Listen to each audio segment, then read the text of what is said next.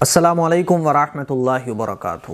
آج میں آپ لوگوں کو ایک ایسی دعا بتانے جا رہا ہوں کہ جب ہم اس دعا کو پڑھیں گے نا تو جیسے ہی ہم اس دعا کو پڑھیں گے تو فرشتے اس کا ثواب نہیں لکھ پاتے۔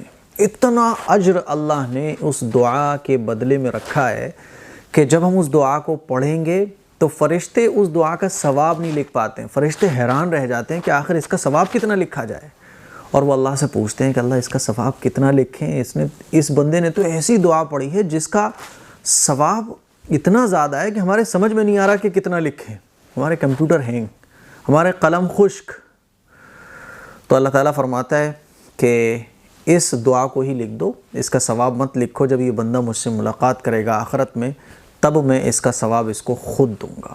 ایسی زبردست دعا ہے، اور قربان جائیے ہمارے آقا محمد مصطفیٰ احمد مجتبیٰ صلی اللہ علیہ وسلم پر کہ ہمارے آقا ہمارے حضور نے ایسی چھوٹی چھوٹی دعائیں اس امت کو سکھا دیں، اس امت کو بتا دیں کہ ان دعاؤں کے پڑھنے میں 15 سیکنڈ بھی نہیں لگتے، اور ثواب اتنا زیادہ ہے کہ دنیا کا کمپیوٹر اس کو کاؤنٹ نہیں کر سکتا۔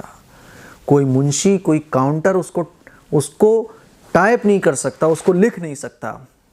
جہاں گنتیاں ختم ہوتی ہیں نا وہاں سے تو ان دعاؤں کے ثواب شروع ہوتے ہیں، اور فرشتوں کی عقل حیران ہو جاتی ہے، فرشتے حیران ہو جاتے ہیں کہ آخر اس کا ثواب لکھے تو لکھے کیا۔ اور وہ اللہ سے پوچھتے ہیں کہ اللہ اس کا ثواب کیا لکھے، تو اللہ فرماتا ہے بس یہ دعا لکھ دو، اس کا ثواب تو میں خود دوں گا۔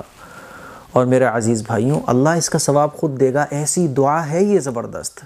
تو یہ چھوٹی چھوٹی دعائیں ہیں، ہمارے آقا صلی اللہ علیہ وسلم کا احسان ہے ہم پر، حضور علیہ السلام کا بڑا احسان ہے اس امت پر اور ہم لوگوں پر کہ حضور نے ایسی چھوٹی چھوٹی دعائیں ہمیں سکھا دیں۔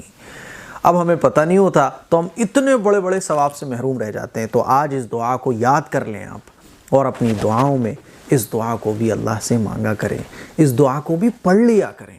اصل میں یہ جو دعا ہے نا یہ اللہ کی تعریف ہے، یہ اللہ کی تعریف ہے۔ جب آپ ہاتھ اٹھائیں تو سب سے پہلے اس دعا کو پڑھ لیں، یا جب بھی یاد آ جائے آپ اس دعا کو پڑھ سکتے ہیں۔ وہ دعا کون سی ہے؟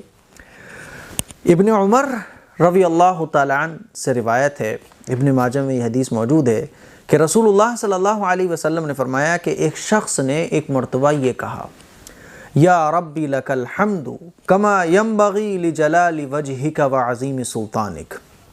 جب اس بندے نے اس دعا کو کہا تو فرشتے گھبرا گئے اور کہنے لگے کہ ہم اس کا کتنا اجر لکھیں، اور حیران ہو گئے کہ آخر اس کا اجر کتنا لکھا جائے۔ تو فرشتوں نے اللہ تعالیٰ سے پوچھا کہ اللہ اس بندے نے یہ دعا پڑھی ہے، ہمیں سمجھ نہیں آ رہا کہ ہم اس کا ثواب کتنا لکھیں۔ تو اللہ نے پوچھا، حالانکہ اللہ جانتا ہے، لیکن اللہ نے پھر بھی فرشتوں سے پوچھا اچھا بھائی اس نے کیا پڑھا ہے ایسا؟ تو فرشتوں نے بتایا کہ اللہ اس نے تو یہ پڑھا ہے، یا ربی لک الحمد کما ینبغی لجلال وجہک وعظیم سلطانک۔ اے میرے پروردگار، تمام تعریفیں تیرے لیے ہیں، جتنا تیرے چہرے کا جلال ہے اور جتنی بڑی تیری بادشاہت ہے۔ تو جب فرشتے بتاتے ہیں کہ اے اللہ اس نے تو یہ دعا پڑھی، تو اللہ تعالیٰ فرماتا ہے کہ اچھا ایسا کرو کہ یہ دعا ہی اس کے نام اعمال میں درج کر دو، جب یہ بندہ آخرت میں مجھ سے ملے گا تو اس کا اجر میں اس کو خود دے دوں گا اس سے مل کر۔ تو میرے عزیز بھائیوں، میری بہنوں، یہ چھوٹی سی دعا ہے، اس کو پڑھنے میں 15 سیکنڈ لگتے ہیں، لیکن آپ دیکھیے کہ ثواب کتنا بڑا ہے کہ فرشتے بھی اس کو کاؤنٹ نہیں کر پا رہے ہیں۔ فرشتے بھی اللہ سے پوچھ رہے ہیں کہ اس کا اجر کتنا لکھا جائے۔ اب ہم جب بھی دعا مانگ رہے ہیں اس کو 2 بار پڑھ لیں، 3 بار پڑھ لیں، اس کا ترجمہ ذہن میں رکھتے ہوئے، کیونکہ اس دعا میں اللہ کی تعریف کی گئی ہے، اور تعریف بھی اتنے زبردست انداز میں کی گئی ہے کہ جس کا ثواب فرشتوں کو سمجھ نہیں آ رہا کہ کتنا لکھیں۔